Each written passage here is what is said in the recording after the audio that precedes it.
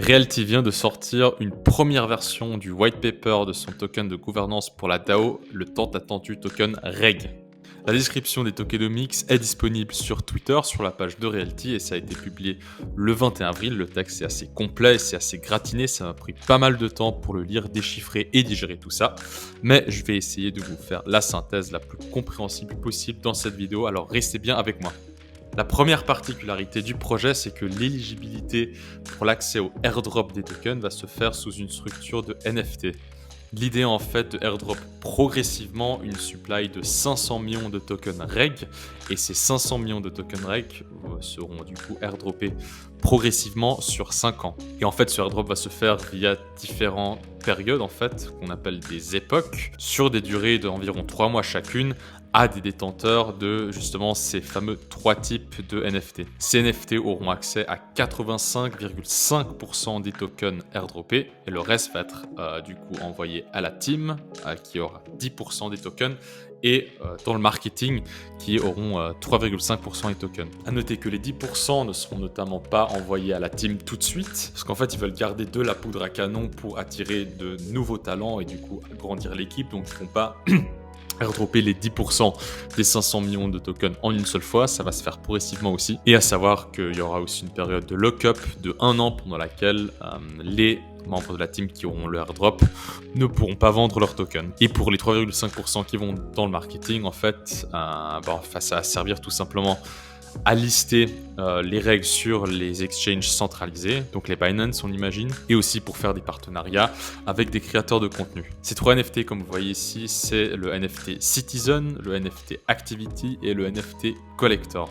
Et ces 3 NFT ont du coup des fonctionnalités différentes et vont en fait s'adresser à une partie différente de la communauté. Tout d'abord on a le NFT Citizen qui va pouvoir être minté par les personnes qui ont été early sur le projet. Les détenteurs de ce NFT auront droit à 18,89% de la supply, ce qui correspond donc à 82 en gros millions de tokens REG. Et au début, je me demandais ce que ça signifiait du coup être early sur le projet. Et en fait, les critères sont en fait très très light. Il y aura un NFT qui va pouvoir être minté par wallet qui a à un moment donné détenu des tokens Realty sur les 5 dernières années. En réalité, chacune de ces wallets sera éligible à au moins 100 REG. Simplement que du coup, les attributs de ces NFT justement ne seront pas aussi rares, suivant en fait plusieurs critères. Donc on a par exemple l'âge de la wallet, la contribution de l'acteur dans l'écosystème, la fréquence d'utilisation des outils du YAM et du RMM. Et du coup, plus ces critères vont être élevés pour une wallet spécifique, plus le NFT de la wallet aura des attributs rares qui du coup vont lui conférer plus de poids de vote dans la DAO. Parmi d'autres avantages, on a aussi, comme vous voyez par exemple, des frais de DAO qui sont réduits et des priorités à l'accès de certains produits de la DAO. A noter notamment que la période d'éligibilité pour pouvoir minter le NFT va être de 1 an. L'allocation de tokens pour chaque NFT va être calculée de la manière suivante. Donc vous avez A pour justement l'allocation, et vous avez WNFT divisé par W total. Ici, en gros, cette partie, c'est le poids de votre NFT divisé par le poids total des NFT sur l'époque spécifique en question. Donc si d'une époque à l'autre, le nombre de NFT va augmenter, parce qu'il y aura plus d'inscriptions de wallet, en fait, le poids de votre NFT diminuera, et donc en relatif, votre NFT recevra moins de airdrop sur cette époque précise. Donc c'est une façon intelligente de promouvoir de nouvelles inscriptions sur la plateforme sur les 5 prochaines années. Bmax, ça correspond simplement au budget max de règles restants qui n'ont pas encore été airdroppés. Max, c'est le nombre d'époques maximales sur 5 ans, et past, en fait, c'est le nombre d'époques qui ont déjà été passées. Donc en gros, plus le nombre d'époques ont passé, plus cette différence entre les deux va être petite, et donc ça va faire baisser le dénominateur, et toute chose égale par ailleurs, en fait, l'allocation de règles va augmenter avec le temps. Seule question, c'est comment le budget, lui, va être réparti à travers le temps. Ensuite, on a le NFT Activity. Donc le NFT Activity est destiné à récompenser les membres actifs de la communauté, donc tant on-chain que off-chain, et eux du coup auront droit à 23,86% de la supply. Parmi les critères qui vont être pris en compte, c'est par exemple la création de plateformes communautaires, l'accueil de nouveaux membres dans la communauté, etc. Les conditions pour minter un NFT Activity, alors comme vous voyez ici, il y a 3 conditions en fait. Déjà, il faut posséder le NFT Citizen, donc qui est le NFT de la première catégorie dont j'ai parlé tout à l'heure, ça mange pas de pain. Ensuite, il faut consommer ce qu'on appelle du dark matter. Ça, je peux malheureusement pas vous en dire plus pour le moment parce que le concept n'a pas encore été clairement expliqué dans le white paper, mais de ce que j'ai compris, c'est en gros un système de proof of activity d'un wallet. Et finalement, le dernier critère, ça va être tout simplement payer en fait un certain nombre de règles à la DAO ou bien tout simplement les burn. Finalement, le troisième NFT, ça va être le NFT Collector. Donc ce NFT, lui, aura lui droit à 43,75% des 500 millions alloués. Donc c'est la plus grosse allocation qui va du coup envoyée à ce NFT. Et cette allocation va concerner les participants de l'écosystème qui n'allouent pas forcément beaucoup de temps à l'écosystème, mais disons plus de moyens financiers. Mais dans ce cas présent, dans tous les cas, un NFT Collector va être alloué, alors d'une part aux early investors, donc ce qui inclut aussi les fondateurs et puis les VC, mais aussi et surtout les investisseurs via la SPV, dans laquelle nous, la communauté, avions l'opportunité de participer, et donc vous faites peut-être partie, vous, dans laquelle je fais également partie, pour être complètement transparent avec vous. Dans le cas où vous avez du coup investi via la SPV, c'est en réalité la SPV qui va être propriétaire du NFT. Simplement, le droit de vote et les règles seront répartis au prorata de la participation de chaque investisseur dans la SPV. De ce que j'ai compris, ces droits de vote ne sont pas eux-mêmes des NFT.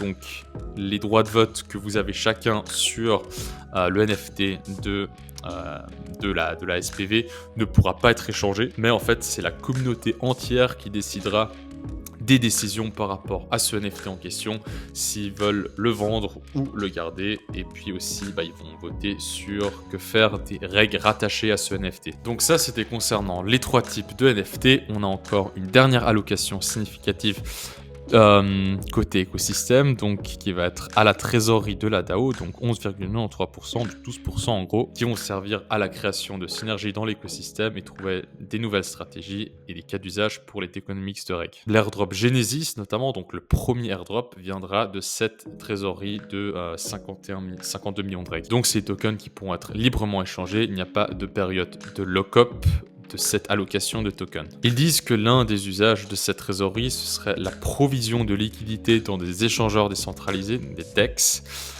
et dans d'autres projets, notamment, par exemple, peut-être dans Balancer, comme ils en parlent du projet en fait en fin de white paper ici, où ils discutent notamment d'une possible stratégie de dépôt de liquidité dans une pool WSTAT, donc des Ethers preuve de dépôt, et puis avec des règles. Au niveau de l'inflation du token, parce que c'est important de le préciser, il y en a une, ce 500 millions de règles, c'est pas un hard cap, il y aura des inflations sur le token reg, et c'est du coup le deuxième mode d'émission de ces tokens, en dehors justement du système des époques. Et ce système d'inflation, en fait, ça va être tout simplement le remboursement des frais d'achat des propriétés. On sait que Realty prend des frais d'achat relativement gratinés à l'achat pour le coup, donc de 10%, ce qui est disons assez standard dans l'écosystème, mais ça paraît être quand même assez gratiné. Parce que concrètement, ça veut dire que la propriété doit s'apprécier d'au moins 10% pour combler ses frais. Et une des particularités avec le token reg ici, c'est que du coup, ces 10% vont être compensés en token reg, notamment avec l'émission de tokens supplémentaires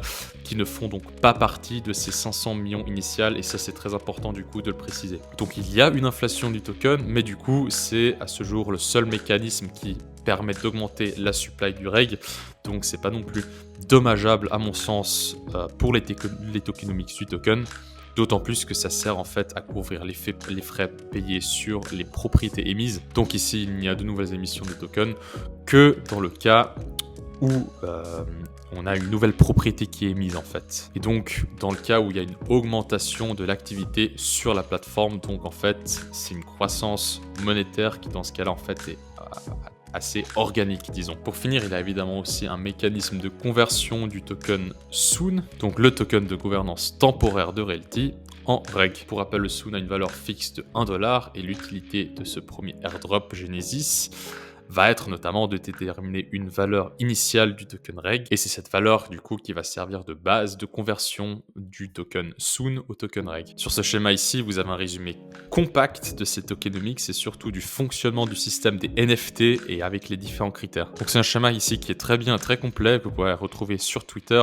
Je vous mettrai le lien en description. Il y a notamment le nombre de tokens alloués, est-ce que le NFT est lié à la DAO ou pas, l'objectif, le cas d'usage, les avantages de la possession des les NFT respectifs, plusieurs autres infos. Donc je vous mets le lien en description, ça peut être pas mal d'aller voir tout ça si vous, pour vous familiariser un petit peu sur ce système de NFT. Voilà, c'est tout pour cette vidéo explicative du token reg. J'espère que ça vous aura été utile à comprendre un peu mieux le fonctionnement, parce que c'est vrai que pour le coup c'est quand même assez long à lire et puis c'est assez gratiné, disons, c'est pas facile à comprendre. Et je pense que c'est bien d'avoir un peu de contenu qui résume et déchiffre un peu tout ça pour ceux qui n'ont pas le temps ou pas l'envie de tout lire. En tout cas, si vous aimez cette vidéo, n'hésitez pas à liker et à partager et à commenter si vous avez des questions ou des éléments que j'ai peut-être oubliés, ça peut arriver. Dans tous les cas, nous on se retrouve très prochainement pour une nouvelle vidéo. D'ici là, portez-vous bien, c'était Patrick de Sortie Terre, à très vite.